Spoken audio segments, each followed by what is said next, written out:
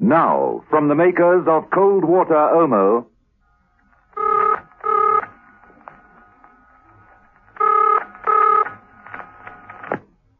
Emma Peel? Mrs. Peel, Steed.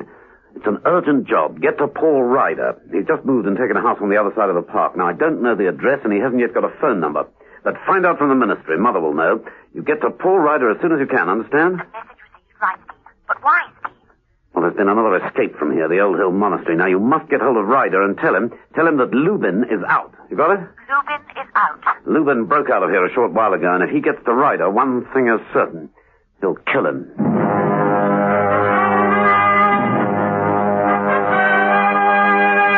The Avengers.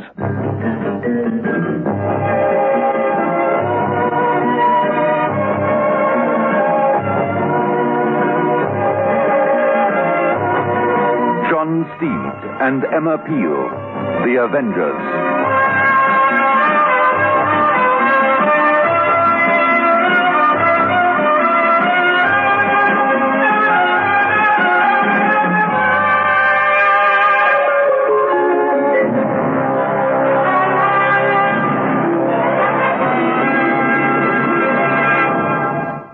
Once an Omo user, always an Omo user.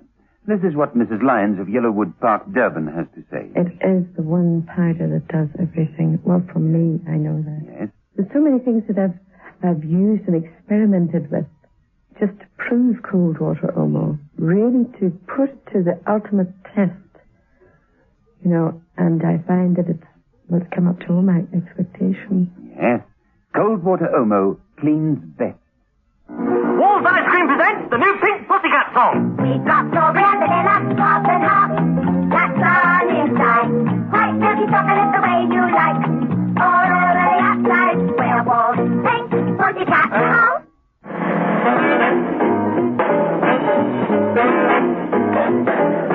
Episode 3 of this story, in which John Steed and Emma Peel encounter another killing and receive another threat by an enemy to achieve a getaway.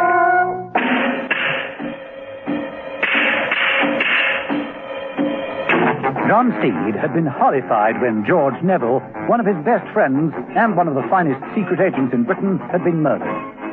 Steed knew who the killer was because Neville had managed to gasp out the name, Rostov, before he died.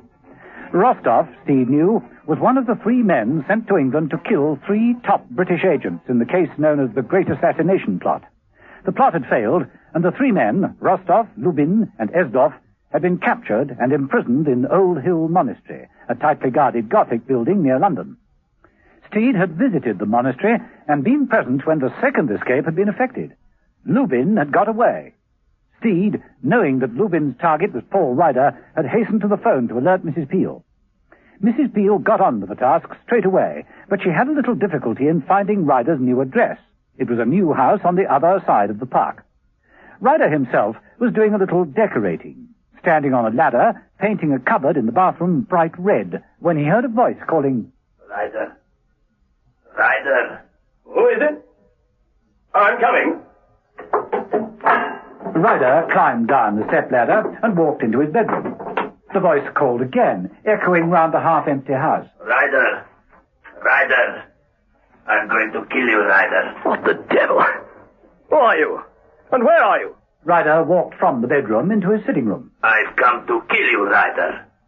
I'm in the bathroom now. Ryder retraced his steps back into the bathroom. I'm going to complete my assignment. But first, I'd like you to see me. Ryder, who'd been staring around him at the white-tiled walls, suddenly found himself face to face with Lubin. Lubin held a gun in one hand. Ryder backed away, crashed into the stepladder as Lubin fired.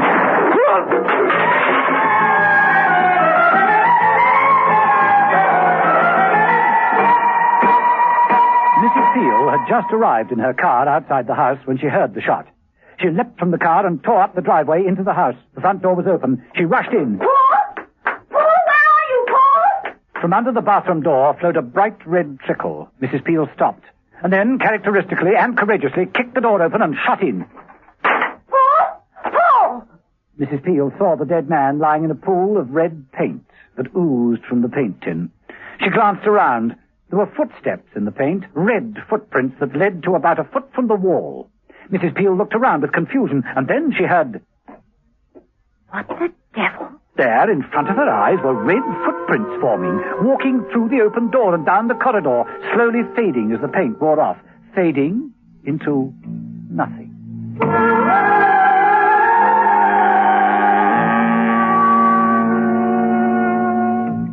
In Steed's apartment, later...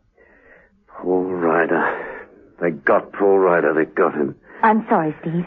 And you were there seconds later? Split seconds. I heard the shots ran into the house and... No Lubin. No Lubin.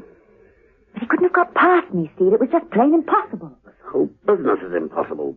Lubin appears, then he disappears. Steve, you don't believe in invisible men, do you? No, I most certainly do not. Steed walked across to his briefcase and opened it, producing a vodka bottle. Well, there's only one course left, ma'am. Steve, that isn't the answer. Huh? Alcohol won't help. You've got to be strong. That is a clue. Oh, that vodka. Intoxicating liquor. You know, I'm sure Lubin was a teetotaler. Well, it's easy to check on. Bound to be on file, isn't it? Do you want me to check at the ministry? Yes, well, I'll check at the monastery.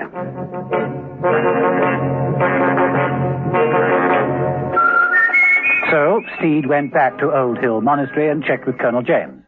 You know, I think you're right, Steed. Lubin didn't drink when he first came here. Then a month or two ago, he put in a request to allow him a liquor ration. But we let them have a bottle a month, you know. Do you think it might have some bearing upon things? Perhaps.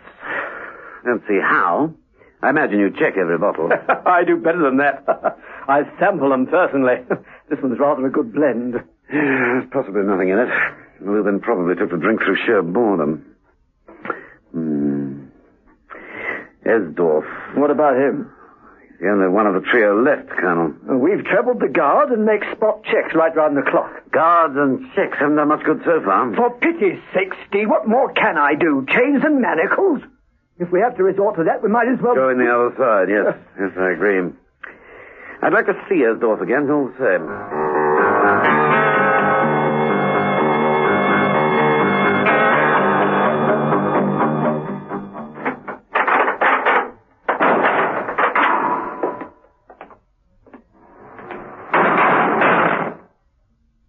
When Steed entered the cell, Esdorf was doing some physical exercises.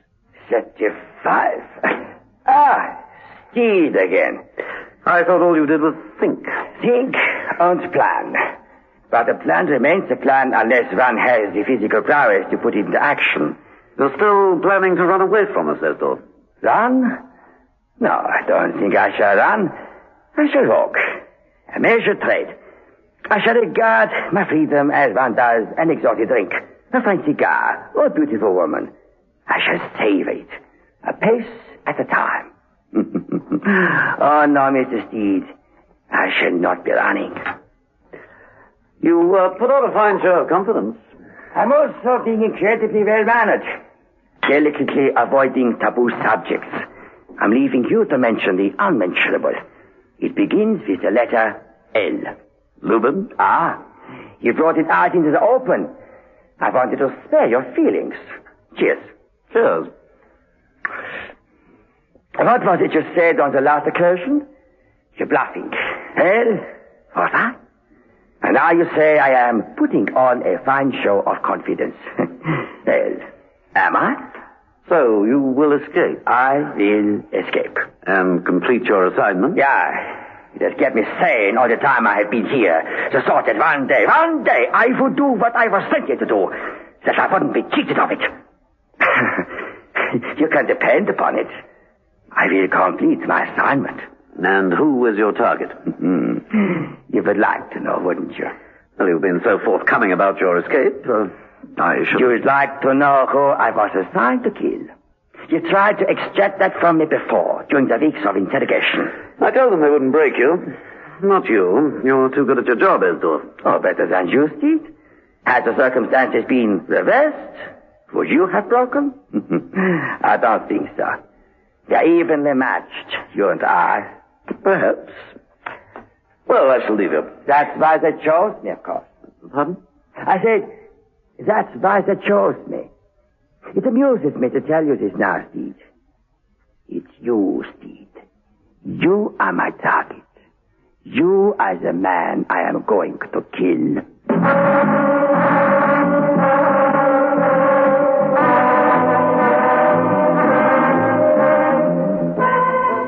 Well, of course, after finding that out, I'll assign a special bodyguard to you, Steed. Oh, that won't be necessary, thank you, Colonel. Yeah, but if it's you Esdorf is after, if he gets out... Then it's up to you to see that he doesn't get out, isn't it? Yes, the answer could lie with Dodge. Dodge? You mean Professor Percival Dodge? The man who vetted this place and gave it its final clearance? The ministry's pet escapologist? That's right. He's what you might call a scientific Houdini. He's bound to have a few ideas tucked away. I'll go and see Dodge. And so Steed did. In the Ministry of Technology, the sign on the door read, Prof. Percival Dodge, Testing Division, keep out. Steed entered. Professor Dodge? There was a sound from inside a large wall safe. The safe door swung open. The professor stepped out with the casualness of a man leaving a taxicab. Ah, Steed, how are you? Fine. And you, Professor? In excellent health. Yes. I always say that if you can break out of a safe, you can invariably get in. Oh, invariably. I'm glad you agree. If we put our secrets in there, we might as well post them to the enemy. No, the safe's no good. The professor reached out onto his desk, seized a rubber stamp, and stamped at the top of the safe, Reject. When Dodge says it's secure, only then can you be sure. Yes, that's 3 safes they've reckoned lived up to the name. And they don't. As for that pile of locks, I unpicked them with a hairpin in 10 minutes flat. What have we got here? Handcuffs. Says they're escape-proof. Care to try them on, Steve? Professor Dodge, without waiting for Steed's consent, slapped the handcuffs round his wrists. Steed looked a bit helpless. Professor Dodge, it's about the Old Hill Monastery. Oh, yes? My best piece of work. I have the plans here, strangely enough. Perfect planning. No one could escape from that. Rostov and Lubin managed it. What? A getaway? Got away. That's why I'm here. That's impossible. It's escape-proof. Escape-proof? Like these? Steed twisted his wrists slightly and dropped the handcuffs onto the professor's desk. Then he reached for the rubber stamp and slapped it down on the Old Hill Monastery plans. Reject, Professor? Any idea why? Housewives everywhere are discovering new Lux Cream of Lemon dishwashing liquid. Have you tried it, madam? Yes, I like it. It's kind to my hands. And you? Yes. Gets my dishes sparkling clean. And you, madam? No, I haven't tried it yet. If you haven't yet tried new Lux Cream of Lemon dishwashing liquid, now's the time. New Lux Cream of Lemon really cares for your hands and gets your dishes sparkling clean.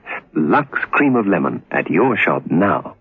So many women tell us that once an Omo user, always an Omo user. Women like Mrs. Clark of East London. This is certainly the one that I've stuck to. And it's all I get now. Yes, Coldwater Omo cleans best. Over 1 million housewives have proved it.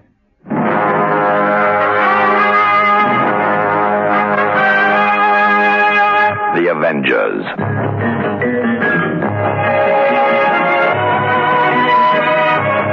Listen every evening, Monday to Friday, to John Steed and Emma Peel, The Avengers, brought to you by the makers of Cold Water Omo.